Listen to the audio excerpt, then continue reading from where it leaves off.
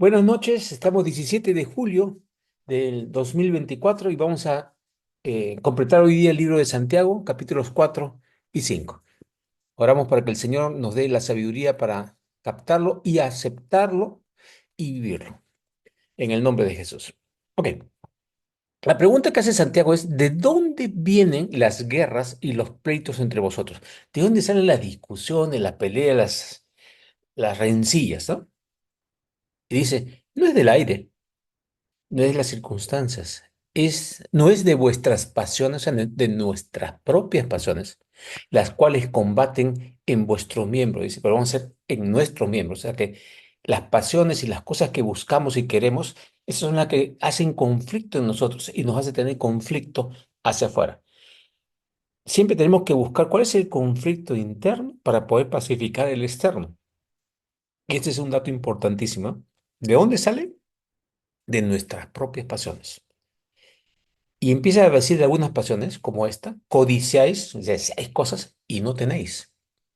Matáis y ardéis de envidia, o sea, estáis con, no necesariamente matar físicamente, pero con ese deseo que quiero hacer daño a alguien, ¿no? Ardéis de envidia y no podéis alcanzar. O sea, nos esforzamos físicamente o luchamos por ahí, mal en este caso, y no alcanzamos.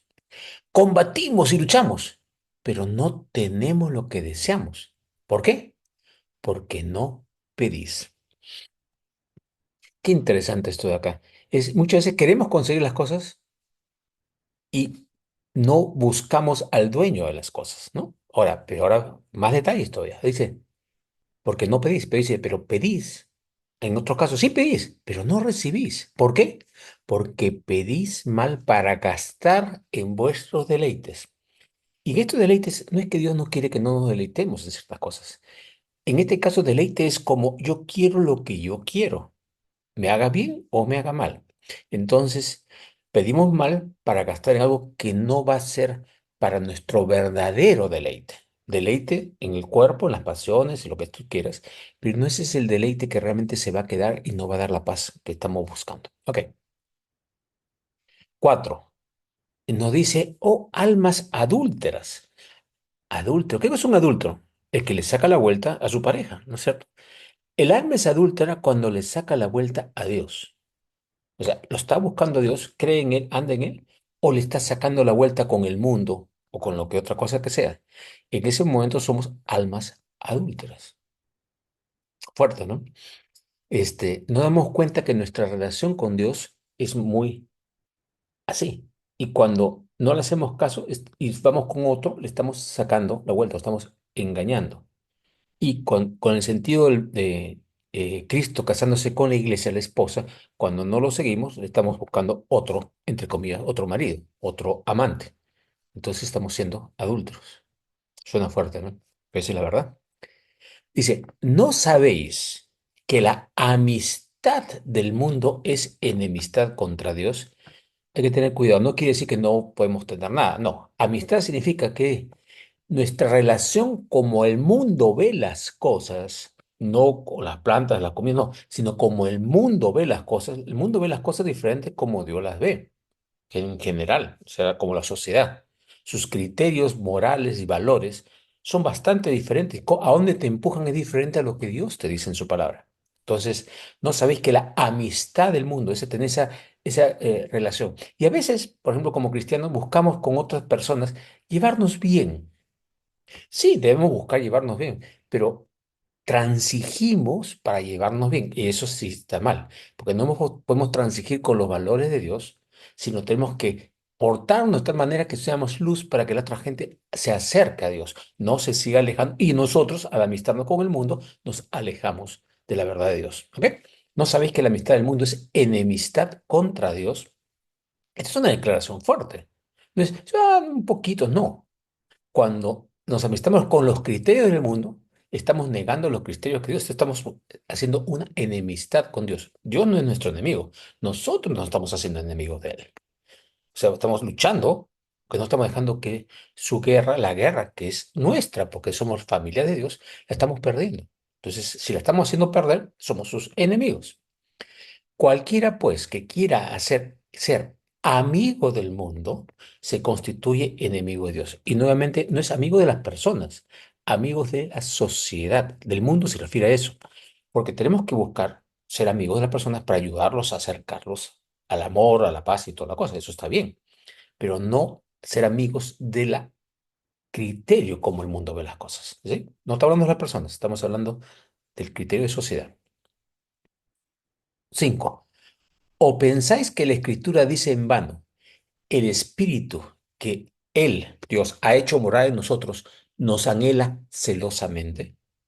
El Espíritu de Dios que ya mora en nosotros, sin merecerlo, ya mora en nosotros y no se va a ir, nos anhela. ¿Por qué nos anhela? ¿Porque es celoso, egoísta? No, ese celoso es intenso, se refiere a eso, ¿no? Nos anhela, ¿por qué? Porque quiere que estamos bien, quiere protegernos. Un papá no quiere que su hijo no meta el dedo en el enchufe para que no le pase corriente. Eso es lo mismo, el Espíritu busca que no hagamos cosas que nos hagan daño, más bien hacer cosas que nos hagan crecer. Nos anhela, celosamente es con fervor. Esa sería la mejor traducción. Y dice el 6 pero Él, Dios, da mayor gracia que solamente lo que nosotros hacemos. Va por encima. Y dice, por esto dice la palabra, Dios resiste a los soberbios y da gracia a los humildes. Soberbios cuando creemos que podemos todo. O sí, la Biblia dice, todo lo puedo en Cristo que me fortalece. No con Cristo, o sea que yo con Cristo ya puedo hacer todo. No, cuando estoy haciendo un plan en Cristo que me fortalece, cuando yo estoy apoyado en Él, sí, todo lo puedo, porque estoy haciendo su voluntad. Pero ya no es mi poder, sino es el poder de Dios, porque si no sería soberbia, que yo puedo hacer las cosas por Cristo también. No, a través, en el plan de Cristo, ahí está. Entonces el Dios resiste a los soberbios y da gracia a los humildes. ¿Qué es humilde? El que acepta qué cosa somos. Como hijos, yo sí, importantes, pero al mismo tiempo como sus mensajeros, como sus herramientas, como sus siervos para su gloria, pero no en siervos aplastados, siervos en gozo, en poder, en su amor, en toda su misericordia, ¿no? Entonces dice, como resiste a los soberbios y da gracia a los humildes, dice entonces, someteos pues a Dios. ¿Por qué someterse? Es como el buen pastor. Si el pastor te dice, vente por acá porque acá está la comida y no queremos, nos vamos a perder la buena comida. Vente por acá que yo te voy a proteger el lobo y no queremos, el lobo nos va a atacar. Entonces, nos sometemos no porque somos tontos, nos sometemos porque somos inteligentes espirituales. Dios es el que sabe, me someto a Él, no en someter, que no sirvo para nada, no, sino lo sigo porque la inteligencia que Dios me ha dado dice, Él me va a cuidar mejor que yo mismo. Someteos pues a Dios y dice lo siguiente, resistid al diablo. No solamente tenemos que decir sí, Señor, sino también tenemos que resistir cualquier cosa que nos quiera alejar de Dios, resistir al diablo. Y miren lo que dice ahí, si nos sometemos a Dios y resistimos al diablo, ¿el diablo qué va a hacer? A huir. Cuando resistimos al diablo sin someternos a Dios, no huye. Son dos requisitos, someterse a Dios y resistirlo. Y ahí el diablo huye. Dice, miren, mucha gente dice, yo no puedo esto. Es que no nos estamos sometiendo o no estamos rechazando el error o el pecado. Las dos cosas tienen que ir juntas para poder que ese pecado, ese error, lo que sea, va a huir de nosotros. 8. Hay que entender este 8 ahora. Dice, acercaos a Dios y Él se acercará a vosotros. Dios ya vive en nosotros. Más cerca no podemos estar desde el punto de vista espiritual. Estamos así. El asunto, yo diría, cambiaría esa palabra, conectaos a Dios para que esa conexión esté sumamente clara en vosotros y podáis tener esa relación profunda. A eso se refieren, porque Él nunca nos va a dejar. No podemos acercarnos más físicamente, pero sí podemos conectarnos. Pero la conexión depende de nuestra voluntad. Tenemos el libre albedrío para conectarnos o desconectarnos. Y ese es realmente el punto. ¿Me conecto a la electricidad y tengo luz en toda mi casa? ¿O no me enchufo y ando en oscuridad? Hay que enchufarnos para estar con ese gozo y todo ese poder que Dios quiere darnos. Ok, sigue diciendo, acercaos a Dios, Él se acercará a vosotros. Dice, pecadores, levanta la mano. Yo estoy ahí también. Todos estamos ahí. Todos fallamos. Pecado es errar el blanco, no nos olvidemos. Pecado es errar el blanco. ¿Qué dice? Limpiad las manos. ¿Por qué? Porque hacemos cosas mal. Entonces, ¿para qué limpiarse? Me he equivocado en esto, me limpio. Me he equivocado en esto, me limpio. Acepto mis errores para poder limpiarme. Si no acepto que estoy sucio, no me voy a limpiar. Estoy pecadores, nuevamente. Soy persona que fallo. Entonces, tengo que limpiarme, mis acciones, limpiar las manos. Y a vosotros, los de doble ánimo, que dicen, "Oh, hoy día sí, hoy día no".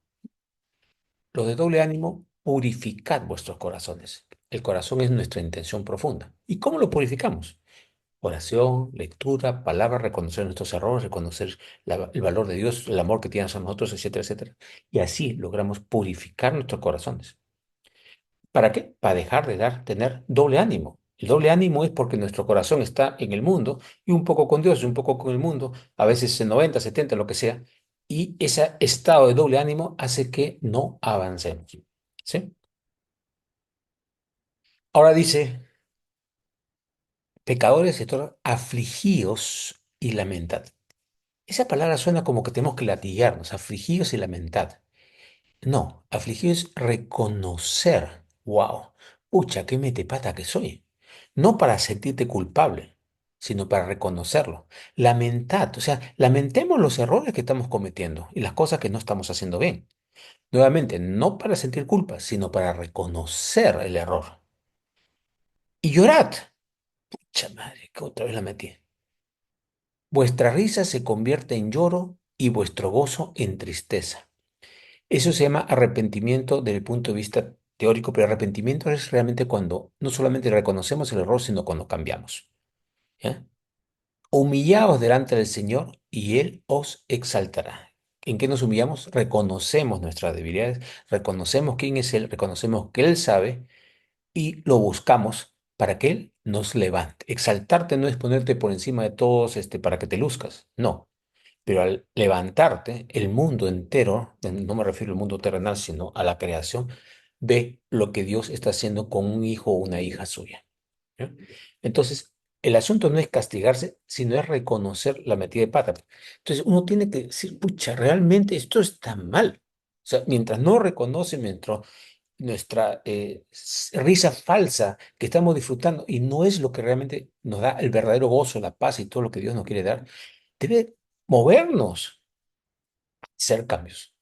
A eso se refiere con este pasaje de aquí.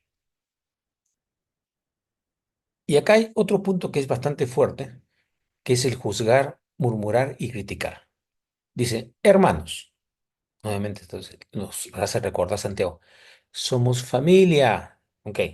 Hermanos, no murmuréis los unos de los otros, no chismeéis, no digáis cosas, no rajéis, como dicen en castellano, ¿no? El que murmura del hermano y juzga a su hermano, murmura de la ley y juzga a la ley. ¿A qué se refiere? A la ley de Dios. Murmura la ley, o sea, bueno, no, ¿cómo es posible que Dios permita esto, que está haciendo mal? No, no, no, no, no, ¿ya? Y juzga la ley, como diciendo, esta ley no sirve, porque mira todo lo que están haciendo. Cuando estamos en esa actitud de murmurar y juzgar, estamos murmurando y juzgando no solamente al hermano y la hermana, estamos murmurando y juzgando a Dios, a su ley, ¿ya? Hoy te vamos a explicar un poquito más. Pero si tú juzgas a la ley, en este caso estamos haciendo eso, no eres hacedor de la ley, sino juez. Se te está poniendo por encima de la ley de Dios. Entonces, ¿qué es eso? Orgullo. Cuando empezamos a juzgar a todos, que lo hacemos con frecuencia, estoy no lo hacemos, estoy incluido, estamos esperando que las cosas salgan de cierta forma y nos sentimos superiores en esa área. Cuando tenemos que ver es, este hermano, esta hermana necesita ayuda, pero no porque yo soy superior. Yo también necesito ayuda. Entonces, oro por la persona para que Dios lo bendiga y reconozco mis errores para que Dios también me ayude y me cambie. Entonces ya no estoy murmurando ni juzgando, sino estoy reconociendo las faltas para buscar al que puede corregir las faltas en amor y misericordia. Porque nosotros generalmente juzgamos no en amor y misericordia. Entonces, eso es juzgar. Tenemos que ver con los ojos de Dios.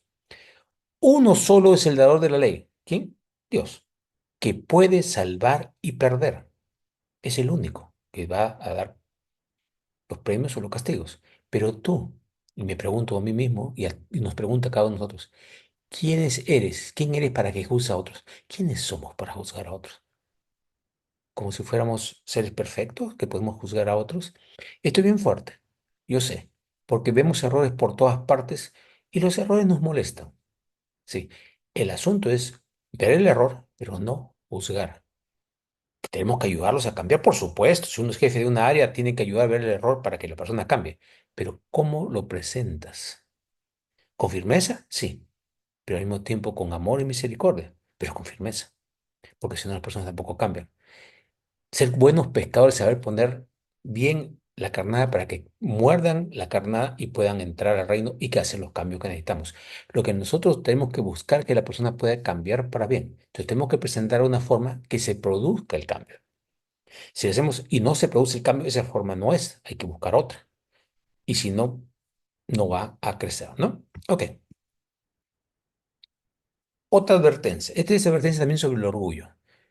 Cuando pensamos que nosotros somos que logramos las cosas. Dice ahora, vamos ahora, los que decís, hoy y mañana iremos a tal ciudad y estaremos allá un año, traficaremos y ganaremos. Declarando, sí, me va a ir muy bien, yo voy a ganar, voy a tener una nueva casa, voy a comprarme mi carro, voy a dejar tal sitio, lo declaro así. Cuando no sabéis lo que será mañana. ¿Por qué declaramos así? Hay gente que dice, bueno, declaro así porque hay que declarar positivo. Montitos, mire lo que dice acá. Porque, ¿qué es vuestra vida? Ciertamente es neblina que se aparece por un poco de tiempo y luego se desvanece. Vivimos unos cuantos años y ya no estamos acá.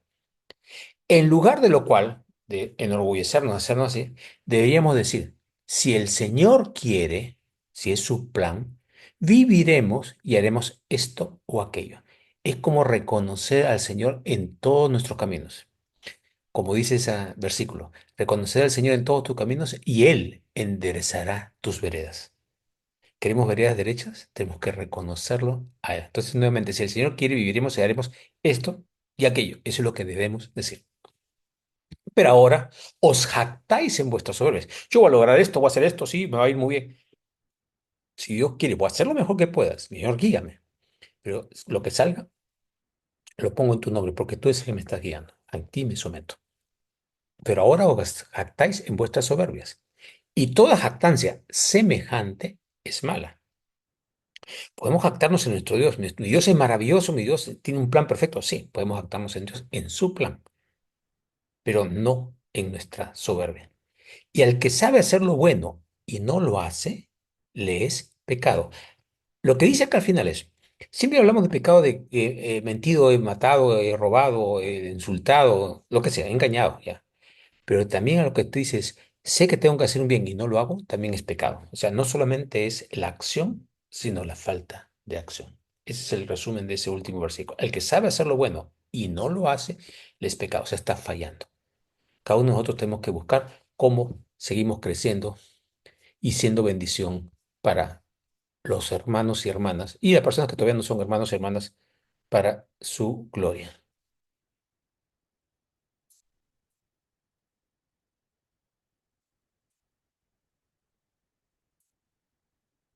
Entonces vamos ahorita a Santiago 5.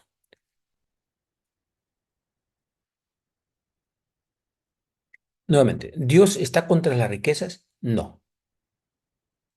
Y ahora va a hablar de los ricos, pero vamos a ver por qué está hablando así de los ricos. Vamos ahora a ricos. Acá vamos a darnos cuenta que son ricos que se están aprovechando, ¿no?, del mundo. Llorad y aullad por las miserias que os vendrán.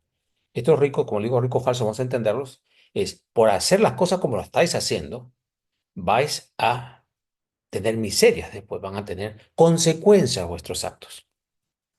Y declara esto, vuestras riquezas están podridas. O sea, tiene riqueza, pero lo que realmente vale, no vale, está podrido. Y vuestras ropas están comidas de polilla. Por muy bonita que luzcan, eso es a los ojos de un mundo, pero los ojos espirituales están apolillados. Vuestras riquezas están podridas a los ojos en el espíritu. Vuestro oro y plata están enmohecidos, con, eh, como oxidados, ¿no? Y su moho testificará contra vosotros. O sea, cuando el dinero se deja en una situación y no se usa para el plan de Dios, se llena de ese moho. Y ese moho está diciendo, ¿viste? Dios le ha dado y no está haciendo el bien para los demás. ¿Ok? Entonces, el moho es el no usar el dinero, sino tenerlo como guardando, guardando, guardando, guardando. Cuando, si Dios te ha dado algo, obviamente es para tus necesidades, pero también para ver cómo bendigo el plan de Dios en la tierra que Dios me usa para bendecir a otros, ¿no? Su modo testificará contra vosotros y devorará del todo vuestras carnes como un fuego. Claro, acá está hablando de condenación porque esa es doctrina judía y dice así, habéis acumulado tesoros para los días postreros, como para la otra vida. No podemos llevar nada. Acá lo único que quedó son nos llevamos lo que hemos hecho en amor y el espíritu. De todo lo que hemos hecho acá en la tierra, posesiones, nada vamos a llevar al reino espiritual, cero. Habéis acumulado tesoros para los días postreros.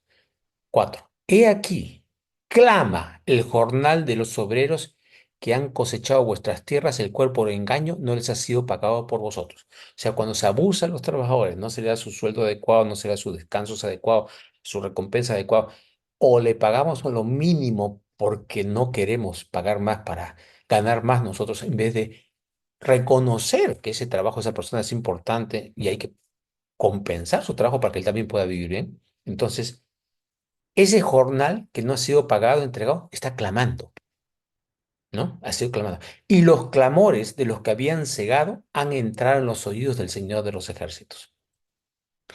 Nuestras obras están siempre bajo los ojos de Dios. Entonces, en este momento Él está mencionando a los ricos, pero hay gente que no es rica, pero actúa igual. O sea, no es tanto si tienes toda esa riqueza, no la tienes, sino cómo está tu corazón. No es cuánto tienes, sino cómo está tu corazón, ¿no? 5. Habéis vivido en deleite sobre la tierra y sido disolutos. ¿En qué sentido que lo habéis usado mal? Habéis tenido, vivido en deleites y sido disolutos. O sea, estáis tratando de aprovechar lo del mundo sin ser, con el corazón, ser también bendición para otros.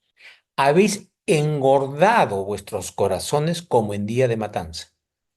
Animales se los engorda antes de comerlo, pues, o sea, están llenos de grasa. La grasa, sí, tiene buen sabor, pero no da buena salud. Cuando nos engordamos espiritualmente, en el sentido de ese, la grasa no es un engorde positivo, es un engorde negativo. Entonces, las riquezas, cuando son mal usadas o como hemos abusado o no pagado o pagado de menos, lo que sea, todo eso engorda nuestro corazón con una grasa inadecuada que nos quita y nos prepara no para el bien. 6. Y esa es una referencia a Jesús. Habéis condenado y dado muerte al justo, y él no os hace resistencia. ¿Quiénes planearon la muerte de Jesús? ¿El pueblo judío en general? No. Los saduceos y fariseos, que eran los jefes, la gente que manejaba la plata, que manejaba el dinero, fueron los ricos los que persiguieron y mataron a Jesús. No fueron los romanos. Los romanos ejecutaron la sentencia, pero fueron los judíos, los ricos, los que lo hicieron. Habéis condenado y dado muerte al justo, y él no os hace resistencia. El momento que estuvo acusado, él no se resistió, por eso no dijo ni se defendió. Está refiriéndose a ese pasaje ahí. Por tanto, hermanos, tened paciencia hasta la venida del Señor. En otras palabras es, ¿cuándo va a venir el Señor? No lo sé, pero cuando Él regrese va a arreglar todo. Obviamente, cuando partimos de acá de la tierra y pasamos al mundo espiritual, recuerda que en el mundo espiritual el tiempo no existe, o sea que no es que estamos esperando que ya llegue, ¿no? Mientras estamos acá. Entonces, tened paciencia hasta la venida del Señor. Mientras no venga el Señor, va a haber problemas. A eso se refiere. Jesús dijo, en el mundo tendréis aflicción, pero confiad, yo he vencido al mundo. Entonces, tenemos que tener paciencia mientras estamos vivos acá, porque todo no va a salir bien. ¿Y cómo buscamos paciencia? Confiando en el Señor, haciendo su plan y esperando en su promesa, que Él con lo que promete va a cumplir. Cuando regresa, no sabemos. Ahora dice, mirad cómo el labrador espera el precioso fruto de la tierra, aguardando con paciencia hasta que reciba la lluvia temprana y la tardía. Si tú siembras frijoles, los siembras hoy día, no vas a cosechar mañana. Tienes que esperar el tiempo correcto. Si siembras paltas, vas a tener que esperar años hasta que sea el tiempo para poder cosechar paltas, ¿no? De tu árbol. O sea, todo tiene, ¿qué significa paciencia? Esperar lo que va a ocurrir en su tiempo preciso. Cada planta tiene su tiempo. Y el plan de Dios para nosotros, porque cada uno es una planta diferente, tiene su tiempo. Tenemos que confiar. Alguien que siembra una planta dice, oye, hay un año y no ha cosechado, mejor lo vamos a botar.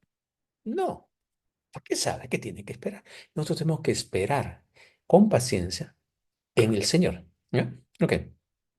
Hasta que reciba la lluvia temprana y la tardía. O sea que cada paso, cada estación, hay un plan de Dios, momentos con sol, momentos con lluvia, momentos con eso, para que nuestra vida siga desarrollándose y dando fruto.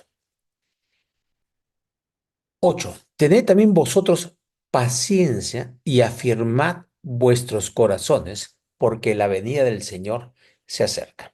O sea, paciencia, afirmar nuestros corazones es que tenemos que estar firmes porque si no vamos a tropezar a cada rato. Tenemos que apoyarnos en el Señor. Jesús dijo, yo soy la roca, el que construye sobre mí, su casa va a permanecer. Entonces, paciencia por un lado y afirmados. O sea, poniendo nuestras bases, nuestros cimientos en la roca que es Jesús, que es Cristo, ¿no? Porque la venida del Señor se acerca. Ok, acá mucha gente dice, ya viene ahorita, ya viene ahorita. No, la venida del Señor se acerca es cada día, obviamente, es un poco más cerca a que se cumpla su plan. Ellos no sabían que iba a pasar miles de años, no lo sabían. Jesús les dijo, del día y la hora nadie lo sabe. Pero esto no va a venir, Mateo 24, hasta que no se manifieste el hombre de pecado, que haga todas esas señales que hemos hablado en las clases sobre el Apocalipsis y el tiempo del fin, que están en el canal. Y Jesús avisó, sin eso no va a venir. Entonces, lo que está diciendo Santiago es el deseo, la venida del Señor se acerca. Sí, se acerca, no sabemos cuándo. Señales, como repito, podemos verlos en esas clases. Pero sí, el Señor va a regresar, eso no hay dudas, y va a regresar para arreglar todo. 9. Hermanos, no os quejéis unos contra otros para que no seáis condenados. He aquí el juez está delante de la puerta. ¿Qué dice acá? Que no nos quejemos los unos con los otros. Oye, tú has hecho esto, no, pero yo te dije, no, o sea, quejarse unos con otros es juzgarnos los unos a los otros, contender en familia, sacar nuestras pasiones, nuestras envidias, nuestros odios, nuestros rencores. ¿Qué cosa pasa? Eso nos condena a nosotros, porque cuando hacemos eso, salen a luz nuestros defectos, salen a luz nuestras fallas y sale lo que está en nuestro corazón, que no siempre está muy bonito. Bueno, si estamos alerta y nos damos cuenta de eso para cambiar, perfecto. Pero el asunto que no salen cosas buenas, sino salen esto y sale a luz nuestras fallas. ¿Y qué pasa cuando hay una falla? Tiene que haber una corrección, ¿sí? Eso, a eso se refiere para que no seáis condenados, no que no vamos a ir al infierno. He aquí el juez está delante de la puerta, está observando. En otras palabras, es ten cuidado, porque cuando hacen eso, va a salir cosas negativas. Más bien, no lo hagáis para que sea limpiado vuestro corazón, ¿no? 10. Hermanos míos, tomad como ejemplo de aflicción y de paciencia a los profetas que hablaron en nombre del Señor. Muchas veces esperamos que todo nos salga bien. Los profetas del Antiguo, estoy hablando del Antiguo Testamento en este momento, hablaban la palabra y los recibían bien. A la mayor parte los persiguieron y a muchos los mataron. Fueron perseguidos. Isaías, Ezequiel, Daniel. A Daniel casi lo matan, etcétera. Todas las cosas que pasaron. ¿Por qué los perseguían? Estaban haciendo el bien, pero Dios los protegió y les fue dando sus cosas mientras estaban cuidando con él. Y les dio paz y les dio gozo y toda la cosa. No dijo que no iba a haber problemas. En ninguna parte dice eso en la Biblia. Dice, sí, vamos a estar más seguros que si no estuviéramos con el Señor. Va a irnos las cosas mejor, sí, de todas maneras, pero no es que no va a haber problemas, ¿sí? O sea, tengamos cuidado. Si a los profetas que estaban dedicados al Señor le pasaron esas cosas, entonces nosotros queremos vidas perfectas sin ser profetas. Bueno, por eso dice, tomad como ejemplo. Acá. 11. He aquí, tenemos por bienaventurados a los que sufren, hablando de los profetas. Habéis oído de la paciencia de Job y habéis visto el fin del Señor, que el Señor es muy misericordioso y compasivo. Ok, el fin del Señor no significa que se acaba, sino cuál es el propósito del Señor. ¿Ya? El fin del Señor es el propósito del Señor. Entonces, Job, paciencia, tuvo en los primeros capítulos, cuando lees el libro de Job. En la mayor parte de los capítulos siguientes estaba quejándose. ¡Uf! Corro. Está también el libro de Job acá en la página y podéis revisar todos los capítulos explicados uno por uno. Y al final, Dios le revela a Job lo que realmente es el plan y qué cosa es el plan de Dios para todos nosotros. Y Job ahí, después de toda una queja muy larga, pero muy larga, dice, reconozco que tú eres misericordioso, que tú eres compasivo. El comienzo comenzó aparentemente muy correcto. Después salió todo lo que estaba en su corazón y al final se dio cuenta que estaba equivocado y que Dios es el que tenía razón. ¿Ya? O sea, no es que la paciencia de Job la tuvo todo el tiempo. Nadie tiene paciencia permanente. ¿Ya? Pero aprendió. Y el fin del Señor, o sea, el propósito del Señor en él fue excelente y lo que lo primero al final fue increíble después de pasar por el proceso. 12. Pero sobre todo, hermanos míos, no juréis.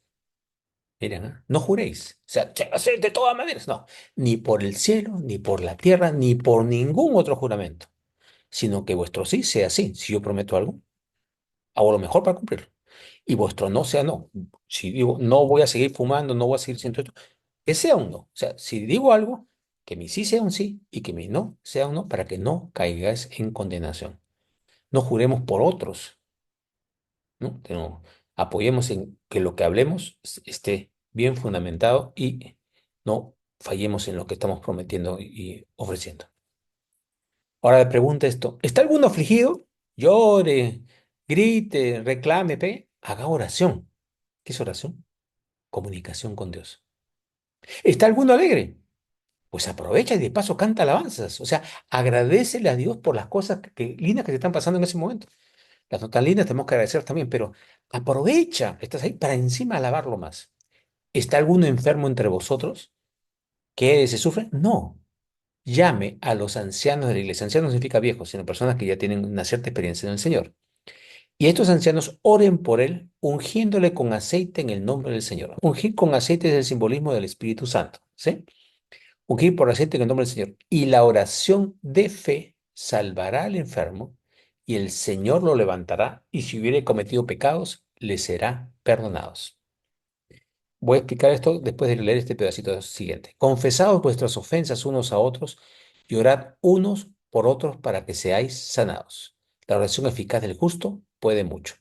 Ok, entonces la idea de ir a los ancianos de la iglesia no es oren por mí para que me sane. Es voy a los ancianos de la iglesia. ¿Para qué? Confesar nuestras debilidades. ¿Para qué? Para que podamos orar los unos por los otros. Al darnos cuenta de la vida podemos interceder.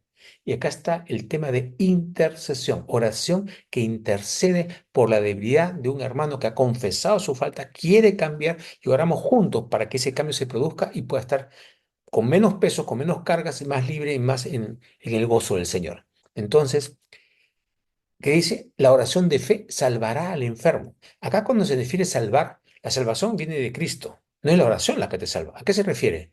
Que lo va a sacar al enfermo de esa circunstancia, porque al confesar y reconocer nuestros pecados y buscar a las personas que nos van a ayudar, sabiendo que hemos fallado, no que nos digan, oye, tú eres bueno, no, no, que salga realmente lo que tenemos para que seamos sanados. O sea, la oración de fe es una oración de fe. Significa en conocimiento también. Dios sabe lo que te está pasando. Si no lo confiesas, lo estás escondiendo, no lo estás aceptando. Y tenemos que aceptar que somos fallidos, que fallamos, ¿no? Entonces, la oración de fe salvará al enfermo, el Señor lo levantará. ¿Quién lo va a levantar? El Señor, no nosotros. Nuestra oración va a ayudarlo para que reconozca y el Espíritu Santo actúe, ¿no? Y si hubiere cometido pecados, le serán perdonados. ¿Por qué? Porque ha ido a pedir oración y ha pedido cambio. O sea, le serán perdonados porque si hubiera cometido, ha hecho errores, se ha dado cuenta de los errores, entonces ahí pasa a el bien el perdón. Confesaos vuestras ofensas unos a otros, orad unos por otros para que seáis sanados. Nuevamente, orad unos por otros. Todos necesitamos oración los unos de los otros. No solamente confesar nada más, no. Hablamos para que se den cuenta y nosotros podemos ayudarnos, ¿no? No solamente con la oración, sino con hechos también. La oración eficaz del justo puede mucho. ¿Quién justo? Es todo aquel que reconoce a Dios como su Señor y Salvador, a Cristo como nuestro Señor y Salvador. Ese es el justo. Estamos justificados por la fe, no por obras. Entonces, cuando realmente estamos apoyados en Cristo y estamos buscándolo a Él y orando en Él, la oración eficaz del justo puede mucho. Y habla ahora de Elías con un ejemplo. Elías, el gran profeta Elías que hacía señales y milagros y el Señor se lo llevó en carro de fuego y no murió. Elías era hombre sujeto a pasiones semejantes a las nuestras. Era un ser humano como todos nosotros. Lloró fervientemente para que no lloviese. ¿Y qué pasó? No llovió. Y no llovió sobre la tierra por 3 años y 6 meses. Y otra vez oró y el cielo dio lluvia y la tierra produjo su fruto. Elías dice, es un ser humano igual que nosotros. No era diferente a nosotros. ¿Pero qué hizo? Oró fervientemente. El Señor le dijo que lo hiciera y él se puso a orar. No fue su voluntad, fue la voluntad de Dios. Pero dijo que él orara. Y él oró con toda su fuerza, con todo su corazón, haciendo caso a lo que Dios le ha dicho que ore. Y ahí es que pasó. Pasó lo que acá está descrito. Hubo la sequía y luego regresó la lluvia después. Ojo, ¿Elías fue el más poderoso de todos los seres humanos? No. Jesús declaró que Juan el Bautista dijo, de todos los hijos de mujer, todos los seres humanos que han nacido, Juan el Bautista, es el más poderoso de todos. Pero dijo, pero el más pequeño del reino de los cielos mayor es que él. O sea, Elías no es el más poderoso, pero lo dan como ejemplo. Y está diciendo que todos estamos sujetos a pasiones como seres humanos. Cuando ya entramos al reino de los cielos, entonces ya pasamos y todo esto, la parte del cuerpo y mente, queda y queda nuestro espíritu limpio y purificado por la sangre de Cristo, ¿no?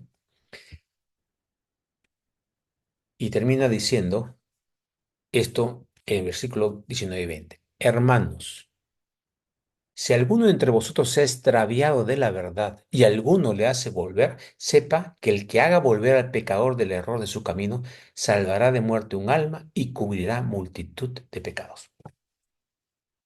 Lo que está diciendo acá es que tenemos que ver que todos, hermanos y hermanas, van a tener necesidades y nosotros estamos para cubrir también necesidades. No solamente que Dios nos responda y nos ayude a nosotros, sino nosotros estemos dispuestos a ayudar a otros en oración fervorosa, ferviente, en acción. Dice, si alguno de vosotros se ha extraviado de la verdad y alguno lo hace volver, o sea, que podamos por oración y consejo y ayuda, intervención, ¿no? Sale de ese error, dice, sepa que el que haga volver al pecador del error de su camino salvará de muerte un alma. El alma no se muere, no hay forma de morir un alma y la salvación no se pierde. Pero cuando habla de salvará de muerte un alma, esa alma que estaba hundida, como si estuviera muerta, que no tiene ninguna salida, sale de eso y puede gozar otra vez de lo que Dios quiere darle. A eso se refiere con salvará de muerte un alma. Y cubrirá multitud de pecados. Esa multitud de pecados son los nuestros. Porque cuando estamos amando, cuidando a otros, eso repercute sobre nosotros. Y cubre significa que nos limpia. Como estamos actuando en amor, el Espíritu Santo de nosotros nos va limpiando, nos hace darnos cuenta y nos hace soltar. Ojo, dice, el que cree en Dios debe creer que existe y que es galardonador de los que le buscan. No es que estamos buscando el galardón, pero el galardón viene. Lo busquemos o no lo busquemos, siempre y cuando estemos haciendo lo que Dios quiere que hagamos. Si nosotros estamos haciendo, Dios va a limpiarnos, va a purificarnos, va a hacernos crecer, va a darnos gozo. Nos va a dar, porque ese es el plan de Dios.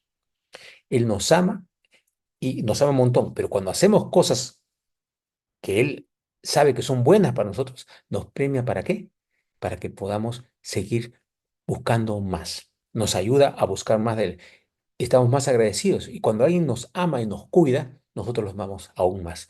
Eso es normal. Hay veces que nos va a corregir, obviamente nos va a doler, pero ese es el plan. ¿Sí? Ok, gracias a todos. Entonces, nos vemos, Dios mediante.